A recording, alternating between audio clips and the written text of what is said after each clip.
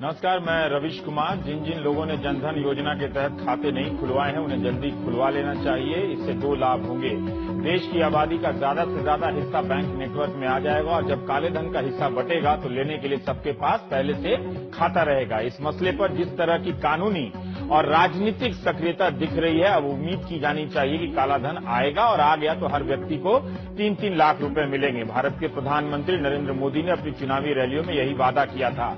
आ गया या यहीं से निकाल लिया गया तो काला धन ही असली जनधन बन जाएगा। क्योंकि काला धन कैसे आएगा, अब इसकी जांच की जिम्मेदारी सुप्रीम कोर्ट ने ले ली है।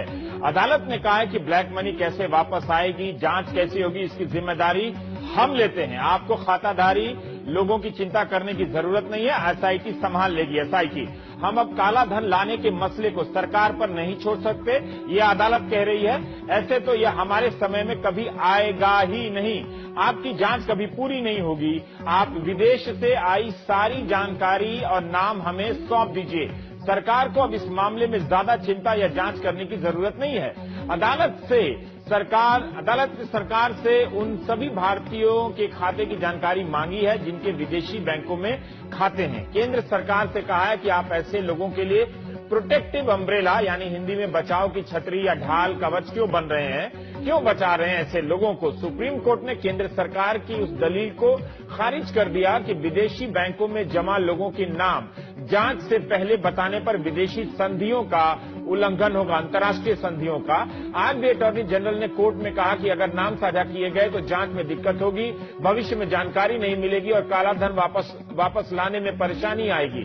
जिन लोगों के खाते में ब्लैक मनी नहीं है उनकी निजता, प्राइवेसी का उल्लंघन होगा, यानी नाम बदनाम होगा।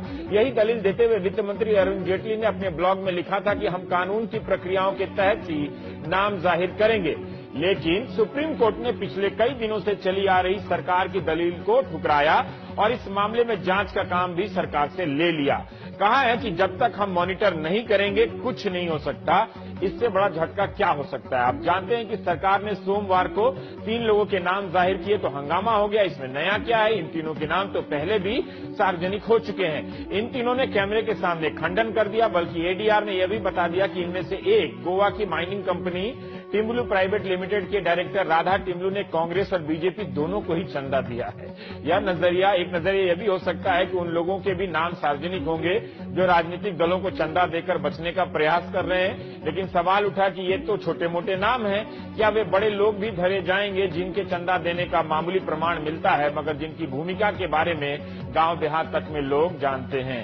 याचिकाकर्ता राम जेठमलानी, प्रशांत भूषण की सक्रियता आज का नतीजा दिखने लगा है। इसके बावजूद इनके कारण अब तो बीजेपी नेता सुब्रमण्यम स्वामी ने भी वित्त मंत्री को खत लिख ही दिया है कि सभी के नाम बताइए। अदालत ने इन तीनों की बात पर एक तरह से मुहर ही लगाई है। स्वामी ने यह भी कहा कि फ्रांस और जर्मनी ने तो अपने आप ये नाम भेजे हैं, सरकार क्या कर रही है मुझे नहीं पता। मैंने वित्त मंत्री को खत लिखा है कि विदेशों में सोनिया गांधी और राहुल गांधी का काला धन जमा है लेकिन कोई कार्रवाई नहीं हो रही है। भाजपा से निलंबित सदस्य राम जेठमलानी ने भी वित्त मंत्री को खत लिखा था कि आपने जिन 18 लोगों के नाम दिए उसमें हसन अली जैसे दलाल का नाम नहीं है, बहुत ही दुर्भाग्यपूर्ण है। तो क्या अदालत के इस फैसले ने काला धन के मुद्दे पर बीजेपी और सरकार की दलीलों को जो है उसको कमजोर किया है। समय कम होने या जांच ईमानदारी से होने के दावों के नैतिक बल को क्या धक्का पहुंचा है। फैसला आते ही आम आदमी पार्टी के नेता अरविंद केजरीवाल ने कहा कि हर कालाधन वाले को ये कहा जाए कि अपना जिस दिन तुमने अकाउंट खोला था तब से लेकर आज तक की पूरी बैंक स्टेटमेंट दो। जब वो पूरी बैंक स्टेटमेंट देंगे तो हर ट्रांजैक्शन में, हस्तांतरण में पता चलेगा कि किससे पैसा आया, किसको गया। जब हर ट्रांजैक्शन की जांच की जाएगी तो बहुत सारा पैसा निकल कर आएगा और कई नए बैंक अकाउंट्स उसमें से निकल कर आएंगे। जिस तरह से सुप्रीम कोर्ट ने आज रुख अपनाया है उससे एक उम्मीद की किरण जगी है। आज काफी स्ट्रांग फैसला नजर आ रहा है। पहले कांग्रेस और अब बीजेपी दोनों काला धन वालों के नाम छुपाती है और बचाती हुई नजर आ रही है। कांग्रेस के प्रवक्ता अजय माकन ने कहा कि 2011 में अरुण जेटली तो कहते थे कि विदेशी मुल्कों से टैक्स समझौते के कारण नाम बताने में कोई दिक्कत नहीं है, वो आप क्यों कह रहे हैं कि मुश्किल है। माकन ने कहा कि हमें खुशी है कि सुप्रीम कोर्ट ने भारत सरकार के दोनों हलफनामे को अस्वीकार करते हुए कहा है कि सारे नामों की सूची सुप्रीम कोर्ट को दी जानी चाहिए। कांग्रेस को उम्मीद है कि न केवल नाम बल्कि जैसे बाबा रामदेव कहा करते थे 5,000 से ज्यादा नाम है। हर एक व्यक्ति के खाते में इतना पैसा आएगा कि 15 लाख रुपए आ जाएंगे। हम चाहेंगे कि सरकार 5,000 नामों को लेकर जल्दी आ जाए। वित्त मंत्री अरुण जेटली ने अदालत के फैसले के बाद बयान दिया कि उन्हें नाम देने में कोई दिक्कत नहीं है, लेकिन सरकार का यह सुझाव रहेगा कि ये इस तरीके से हो कि जो रेसिप्रोकेटिंग स्टेट हैं, जिससे सहायता चाहिए हमको, वो हमें मिलती रहे। एक बार हम लिस्ट कोर्ट को दे देंगे तो वो कोर्ट का अधिकार होगा। अगर इस देश का सबसे बड़ा कोर्ट कहता है कि मुझे लिस्ट दी जाए तो उस आदेश का निश्चित रूप से पालन होना चाहिए।